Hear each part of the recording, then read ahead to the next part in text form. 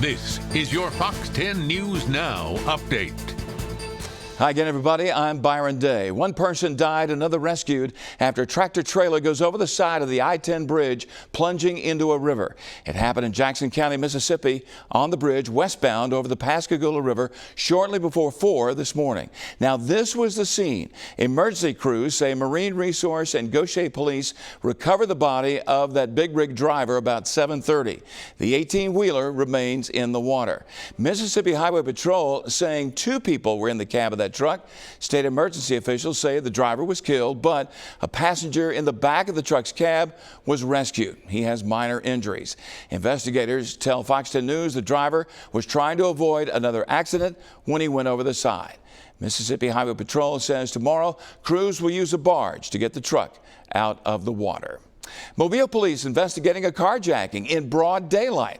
They say Monday a woman was sitting in her car at the Cabana Apartments. A man with a gun forced her out of her car. A second car then pulled up. The armed guy got into the woman's car and both vehicles took off. If you know anything about this carjacking, call MPD. Aaliyah investigating a deadly hit and run involving a pedestrian. They say just before 4:30 this morning, troopers called to Highway 43 just south of Steel Drive in Mount Vernon.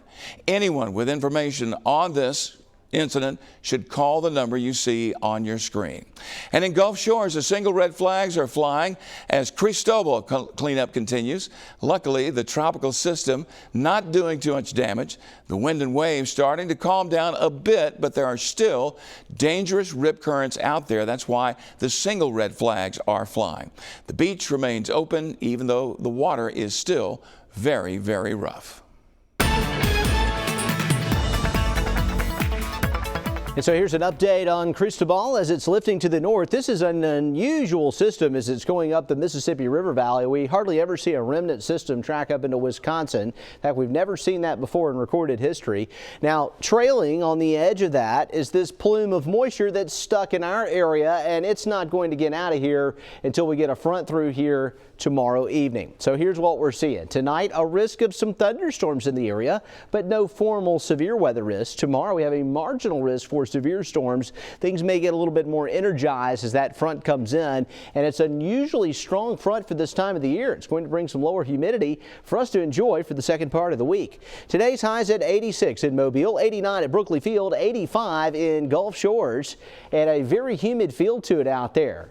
Good news is we saw plenty of rain with our tropical system Cristobal, and that really knocked down the rain deficit. Right now, our rain deficit is only about a half an inch after having a rainfall deficit as high as 9 to 10 inches earlier just a few weeks ago. So the drought's pretty much over. Our futurecast shows more rain and scattered showers and storms coming through tomorrow. Good chance in the morning and lunchtime. One more line along the surface front should clear into the late evening, and by the evening tomorrow we'll be drying out, and we're going to stay dry for a couple of days. Looks like Thursday, Friday, Saturday, even Sunday, going to be mainly rain-free across our part of the Gulf Coast. As Byron was talking about the beaches, high risk of rip currents, and also seeing a pretty high UV index tomorrow, some scattered showers and storms, rough surf, so be aware we still could have red flag conditions tomorrow. It'll be the end of the week before things improve there.